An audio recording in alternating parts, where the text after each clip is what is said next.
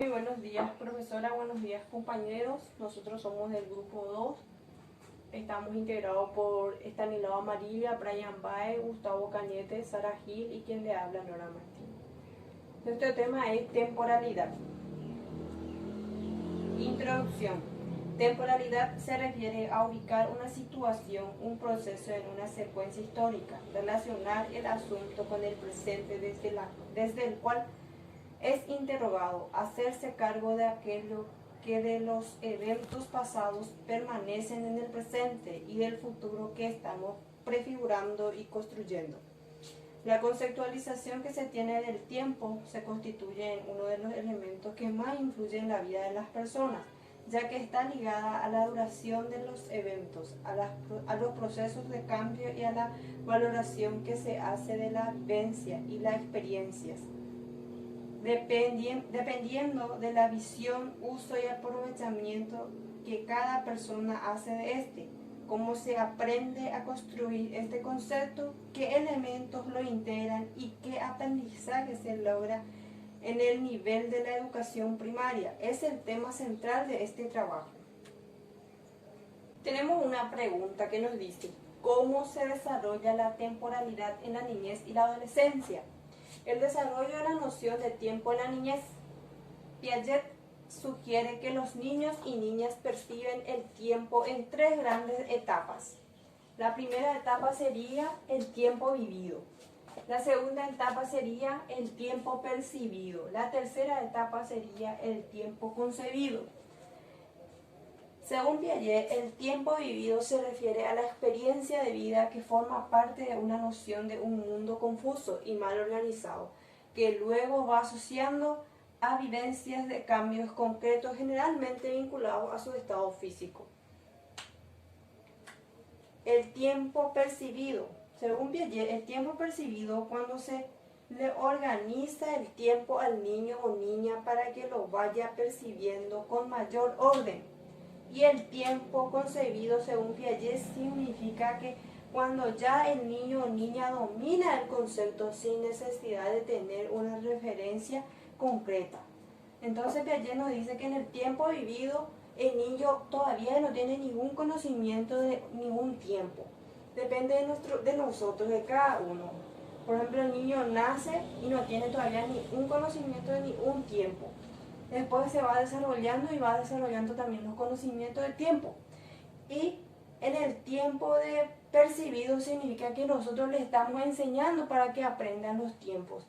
Sería aprender la hora de la comida, aprender la hora del almuerzo, del desayuno, de la cena, y así ellos se van adecuando al tiempo. Después nos dice que el tiempo concebido, ellos ya se ubican ya en un tiempo.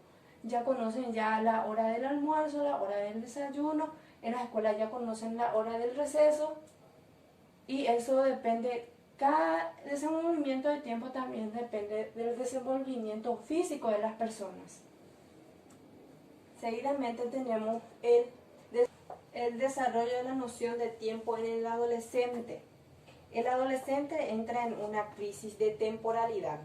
Para el niño, la concepción de tiempo es limitado, principalmente porque aún no se consolida como un concepto fenomenológico. El adulto, por su parte, ya cuenta por la noción del infinito espacial y de la temporalidad del existir. Si has convivido con un adolescente o piensas en tu propia adolescencia, seguramente recordarás estas frases. Ahorita lo hago. Anete ayapota. A mis amigos le dejan quedarse más tiempo. Seguramente cuando éramos adolescentes y nos íbamos en la casa de nuestra compañera o compañero, nos reuníamos y nuestra mamá nos ponía horario y teníamos que irnos y le reclamábamos a mis compañeros le dejan más tiempo. O sea, que ya ese compañero por algo putave, marico, yo me casto ya putave. Pepe por un mañana ya calcular, ya estudiar a tiempo. Estamos intentando tener la noción del tiempo. También otra frase usual es: ¿por qué tengo que esperar? Para ya anota. No invite a ser enviado, ya pero ya anota. Mare no invite a la enviado. No pensamos que lleva tiempo eso. Estas frases permiten apreciar la forma en que el adolescente experimenta el tiempo. Ya está jugando con el tiempo, la hora, pero todavía no tiene una noción concreta de cómo van siendo las cosas. Que todo tiene su tiempo, que todo tiene su espacio, que todo tiene su hora. Ahora sigue el compañero Estanislao. Buen día, profesora y compañeros. Soy Estanislao Amarilla Barrios, alumno maestro del Instituto de Formación Docente, Educación Escolar Básica. Hoy les voy a estar hablando sobre la temporalidad, desarrollo de las ideas del presente, pasado y futuro. Vamos a estar hablando sobre este artículo, donde pretendemos establecer las relaciones entre dos corrientes de investigación e innovación en la enseñanza de la historia y de las ciencias sociales, que tienen importantes líneas de convergencia, aunque pertenecen a tradiciones científicas diferentes. Una es el desarrollo de la conciencia histórica, la otra la educación para el futuro. La relación más evidente entre ambas tradiciones está en la comprensión de la temporalidad y en la importancia que se otorga al concepto de futuro. La conciencia histórica es conciencia temporal y nos ayuda a relacionar el pasado con el presente y con nuestras ideas o ideales sobre el futuro. La educación para el futuro tiene como objetivo analizar las imágenes que la sociedad ha construido sobre el futuro y, al mismo tiempo, formar las capacidades para pensar en futuras alternativas o deseables y actuar en consecuencia con responsabilidad y compromiso social. En nuestra opinión, una y otra tradición se han acercado cada vez más, ya que la conciencia histórica temporal señala con fuerza al futuro presente, y la educación para el futuro necesita la reflexión sobre el pasado y el aprendizaje de la temporalidad. Muchas gracias. Buenos días, soy el alumno Brian Baez. Yo le estaré hablando sobre el tiempo histórico.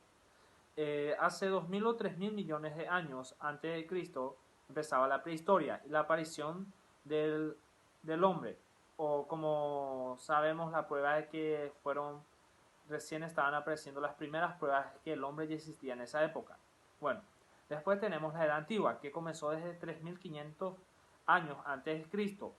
Lo más relevante de esta época fue la aparición de las escrituras. El hombre ya estaba empezando a escribir, dejando historias en lienzos, paredes, para que las personas de ahora puedan leer y saber cómo se manejaban ellos. Luego tenemos el siglo V, que era la Edad Media. Lo más relevante de esa edad fue la caída del imperio más poderoso de ese tiempo, que es el Imperio Romano. Luego tenemos la Edad Moderna, que empezó desde el siglo XV hasta el siglo XVIII. Lo más relevante de la Edad Moderna fue el descubrimiento de América. Luego tenemos la Edad Contemporánea, que empezó desde el siglo XVIII hasta el siglo XXI, que estamos hoy en día. Y es uno de los siglos más importantes, ya que estamos... Buenos días, compañeros, profesora. Yo soy Sara Gil, integrante del grupo 2. Me toca definir la parte de el tiempo histórico, épocas, periodos y eras. Bueno, en cronología, una era es la fecha de un acontecimiento tomada como referencia o hito por una civilización para el cómputo del tiempo debido a su importancia. También se denomina era el periodo histórico prolongado que se caracterizó por el dominio de un personaje, un hecho o un proceso. Es similar, pero no equivalente al concepto de edad histórica o de periodo, cuando éstas se nombran como edad de piedra o edad de los metales. No deben confundirse las eras con las edades de la historia, en el que se divide el tiempo histórico: edad antigua, edad mediana, edad moderna y edad contemporánea. Criterios de periodización. Diversos criterios de periodización. El derecho romano tiene diferentes criterios de periodización, los cuales son clasificados con criterios de aspecto geográfico, histórico, económico, religiosos y formas de gobierno. Se conoce como periodización al campo de las ciencias sociales, que trata de dividir la historia u otro campo del conocimiento, la ciencia, la literatura, el arte, en distintos periodos, épocas que posean unos rasgos comunes entre sí, lo suficientemente importantes como para hacerlos cualitativamente distintas a otros periodos. En historia, la periodización más amplia da periodos denominados edades, mientras que los denominados época designan divisiones más breves o locales. En el campo de la historia natural o geología se utiliza la expresión eras geológicas, aunque también se habla de era como periodo histórico. En el campo de la cronología, cada una de ellas da origen a distintos calendarios,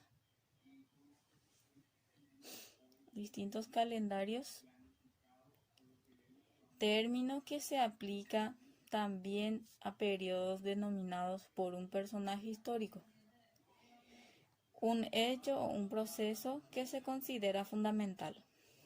Época geológica es una subdivisión de era geológica.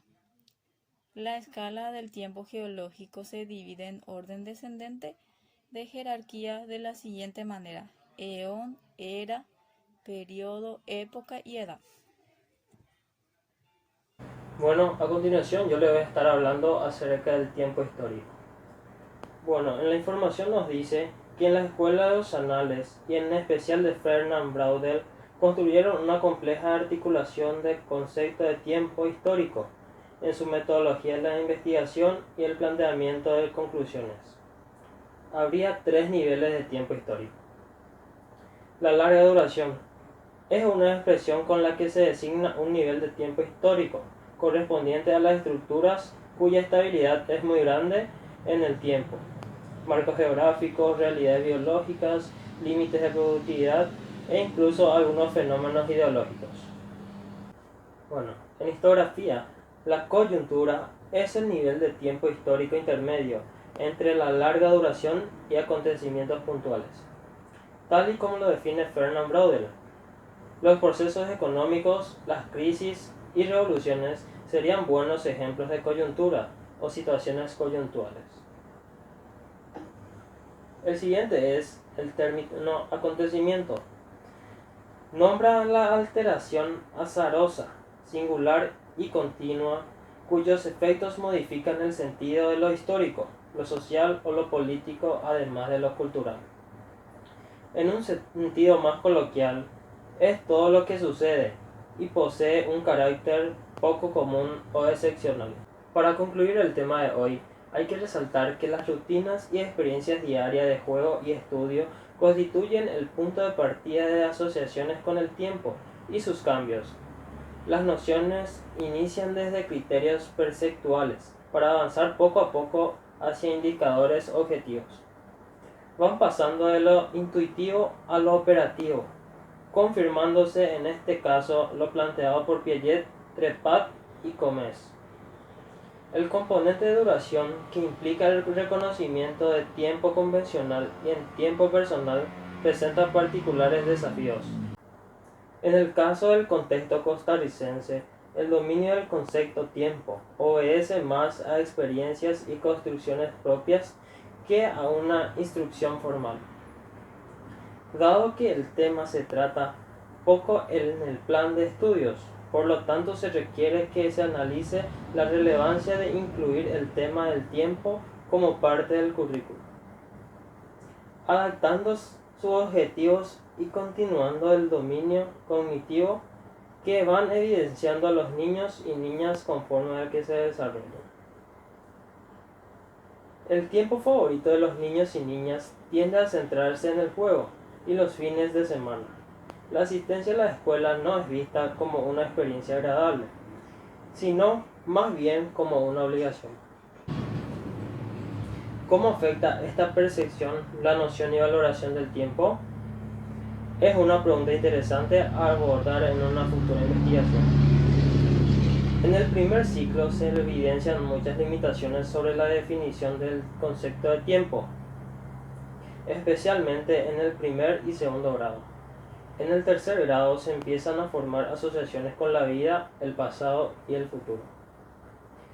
De cuarto a sexto grado se observa un desarrollo mayor en la capacidad para elaborar definiciones, aunque como lo mencionó en el análisis, estas parecen ser producto de construcciones propias y no de resultados directos o instrucción formales.